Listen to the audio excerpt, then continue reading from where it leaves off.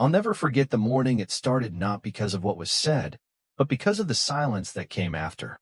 That kind of silence that hangs heavy in the air. Like the world knows something's about to break but won't say a word to stop it. I was out by the barn, mug of black coffee in one hand, boots still muddy from yesterday's fence line. Parked my old Dodge by the porch, same place it sat every day for the last 15 years. That truck's seen births, deaths, fires, floods, and one very awkward breakup. And it's mine, every scratch on it, every rusted bolt. So imagine the look on my face when a woman I barely knew strutted across the dirt like she was walking into a courtroom, handed me a citation, red border, bold font for parking, a vehicle, and violation of community VYEW ordinance. I looked at her, sunglasses too big for her face, perfume sharp enough to peel paint. "Excuse me. I'm with the neighborhood board," she said, fake polite. "And this truck VYOLAT's code 6.3. "This is a ranch," I said. "My ranch." Her smile didn't even twitch. "Managed land isn't a free-for-all, mister." "Sheriff," I said. "Sheriff Lane Granger." That's when her jaw clicked, just a little. She tried to hold on to her control, but I saw it, the panic in her throat. The realization that she hadn't just walked up to a stubborn rancher, she'd picked a fight with the one man in the county who signs the warrants. But she didn't back off. Just handed me the paper like it was scripture and chirped, "Compliance isn't optional." Then turned on her heel and walked back across the road to her newly built two-story with fake shutters and too many solar panels. That should have been the end. I could have tossed that citation, gone back to fixing the gate, and written her off as another HOA busybody with too much time and not enough real problems. But then the deputies showed up. 2 of them. Fresh uniforms. Unfamiliar faces.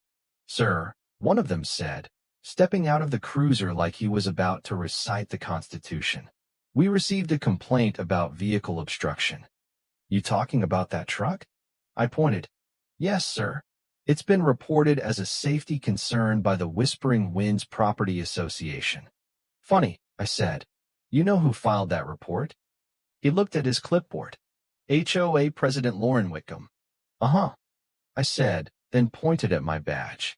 "Now look who signs the damn warrant in this county." He blinked, looked down at my sidearm, then back up at my face. His partner, younger, sweat already forming under his cap, stepped in. "Our apologies, Sheriff. We didn't realize." "No, you didn't.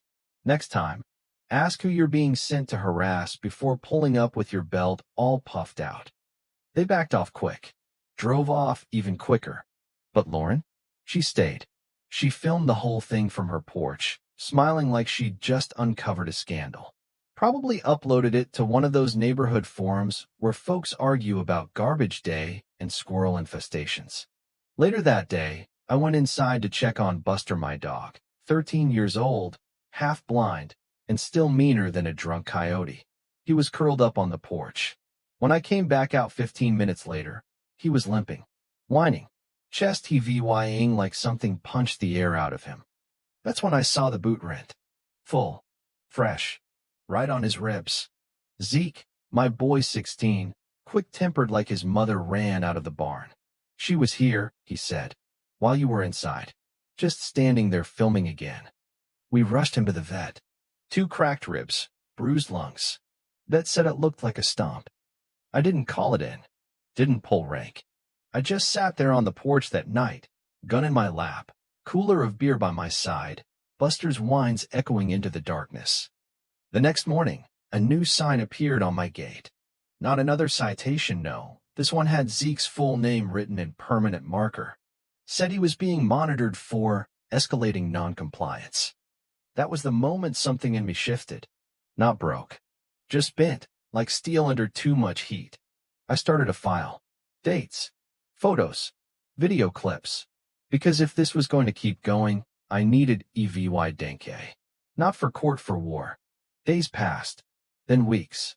And just when things seemed to quiet down, I found a drone. Crashed behind the barn, still recording. The footage made my stomach turn. Shots of me VYing through the window. Zeke fixing the ATV.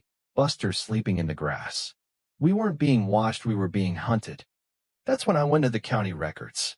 Found the HOA charter just 5 signatures from back when this town was a handshake kind of place. No? 67 fake names, a stacked board, a 3-tier violation system, all built on lies. And the name that kept showing up? Cal Martin, my own deputy. Turns out he'd been flipping properties, signing off on sales to shell corporations tied to some private energy firm. I confronted him, quiet at first. He shrugged, said it was just business. No, I told him. It's betrayal. I didn't sleep after that.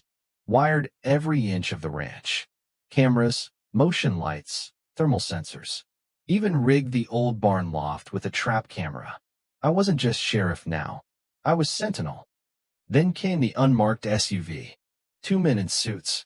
One held out a contract. Sell now, he said. Walk away with your pride, your house, and your boy intact. And if I don't? Then we let the HOA finish what they started. I told them to leave, gave them 10 seconds. They took 9. That night, Zeke found an encrypted file on the drone. Pulled surveillance data on 5 other properties, all marked for takeover.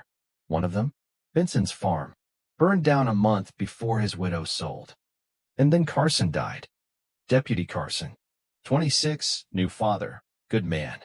Found shot execution style on the county line. In his pocket, a file marked with my name and a red X through my land. That's when I knew this wasn't about violations. This was about erasure. I called in help. An old contact from the marshals. He showed up, handed me a federal file. Cal was tied to an Arizona dummy firm. The plan? Build a pipeline right through my land. Everyone who said no gone. Poisoned, blackmailed, or buried. I had enough EVY to burn half the state. But I needed more. I needed a confession. So I walked into the HOA meeting. Karen, sorry, Lauren was mid-speech about mailbox paint codes when I flicked off the lights and flipped on the projector. Drone footage. Property records. Voice recordings. Her face drained faster than a busted sump pump. You're paranoid, she said. Zeke stood up. No, we're awake. The room turned. The silence wasn't awkward. It was judgment. She lunged for the projector. Zeke blocked her. She froze. 2 deputies came in. Not under my order. This time, it was hers being revoked. She screamed. Said the footage was fake. The signatures forged. But nobody listened. And Cal? He tried to run. Got caught at the airstrip with burner phones and a USB labeled insurance. Guess what was on it? Text messages. Make sure the dog doesn't serve YV. They read that out loud in court. My badge was reinstated. HOA dissolved. Fortifications went up. But I wasn't the same man anymore. Zeke stopped asking if justice was real. Started asking if it mattered. One last VY sit came. Black sedan. No plate. Man in a suit dropped an envelope at my gate. Inside, a list of properties outside our county. All marked with red X's. Be ready, the note said. That night, we sat on the porch. Me, Zeke, and the mutt. The wind was soft. The world was quiet. We won, Zeke said. No, I told him. We serve YVED. But sometimes, that's enough. So tell me, if someone like Lauren came after your land, your dog, your kid, what would you do? Let me know in the comments. I'll be reading every one. Because maybe the next town they target might be yours.